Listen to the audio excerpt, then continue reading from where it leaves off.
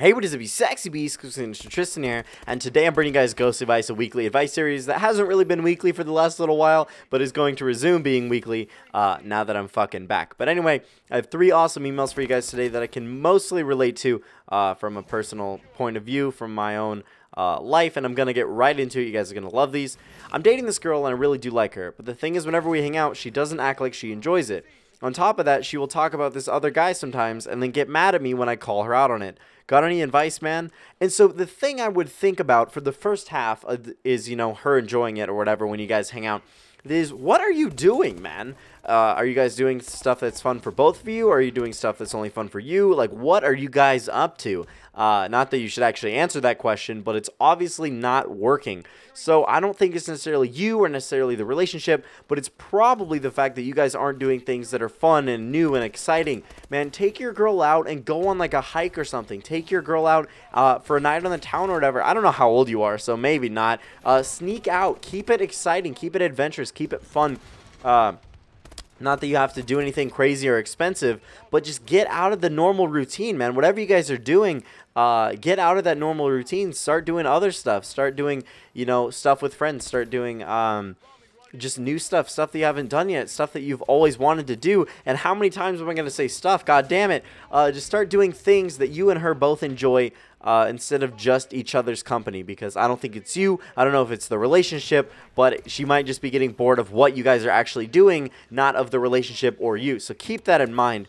But if she could be bored of you, then you have more issues than just that and this guy. So when it comes to this guy, I don't know if she still has feelings for him. You didn't really give me a whole lot of context. I'm imagining that he's her ex and that she's mentioning him occasionally in certain situations that you're like, okay, well, can we stop talking about your ex? Because in those situations that I've broken up with a girl because of this, she was still hung up on her ex, like just completely. And there was nothing I could do about it, and I'm just like, you know what? This isn't fucking working out. You obviously aren't over your ex, and so I broke up with her. And so that's absolutely happened before, and it could be the situation with you, but obviously you didn't give me enough detail on that. So if it is something like that, then maybe you guys need a little time off, and maybe she's not ready to date, and that's totally okay.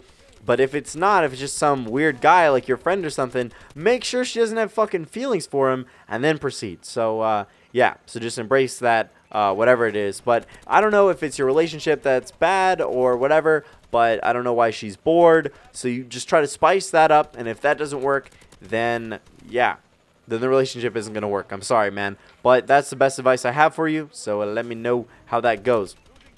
Now, something that my friends have been through, but I haven't personally. Hey, Tristan, my brother got caught smoking pot at a friend's house a while back. My parents did not take it well. We are 14, by the way. My parents just started letting us go back into his house, but they are drug testing us now. But I still want to smoke pot without getting caught. What do I do? So you worded this very awkwardly. So you both got caught smoking pot at a friend's house, and they just let you and your brother go over there finally, and they still drug test you. Now the thing is, I'm gonna sound like such an old coot, but literally I would say, because my friends have been through this several times. So what happened is my friends got caught smoking pot, and then you know, their parents literally drug tested them every so often and randomly and stuff like that, and they weren't clean, and so the friends got in even more trouble, and this happened several times. And so what I would say to you is literally that I think you're going to have to stop smoking pot for at least a little while, until things cool down, until, you know, they stop drug testing you, until you're fucking clear, until you're clean, until you're good. So, you know, it takes weed about 2 weeks to go through your system or whatever, and if I were you, man, I would just say stop and just have a good time without it and do whatever. I know I'm going to sound like the older adult, and that's not how I want to be, but trust me, it's going to make things a lot worse for you if you keep smoking weed and keep getting in trouble. It's really not worth the risk, and I'm sorry, man, but you're going to have to stop smoking weed if you still want to hang out with these friends and still have a good social life and still have a good thing going, especially because it's going to make your parents distrust you even more if you're like right to their face, no, I'm not smoking, and then they drug test you and it says otherwise. So, my friends have gotten in a whole lot of trouble because of this, so that's absolutely what I would tell you to do, man, is just, I would say stop, at least for now, until things cool down, until they stop testing you, until they can trust you again, and then kind of just do it as a social thing. So anyway, that's what I would say to you, bro, and I hope you understand. So moving on to the last email for today, guys. Hi, Tristan and everyone watching Ghost Advice. My name is blah, and I'm 14, and I'd like to be on Ghost Advice. So my girlfriend Hannah was hit by a truck on 5/27/14. When she got out of the hospital 7 days later, which I was there every single day, she wasn't the same person I had feelings for. So I broke up with her a month later, and she wouldn't talk to me. Dick move on my part. It's been just over a year since the accident, and I'm giving her a second chance. But she lives 30 minutes away, and we don't talk much, even though we are dating. I don't want to hurt her again, and most nights I think about how the truck hit her, and it bothers me so much. I'm up all night. So what is your advice? Thanks for taking your time out of your day to read this. Now, look, bro.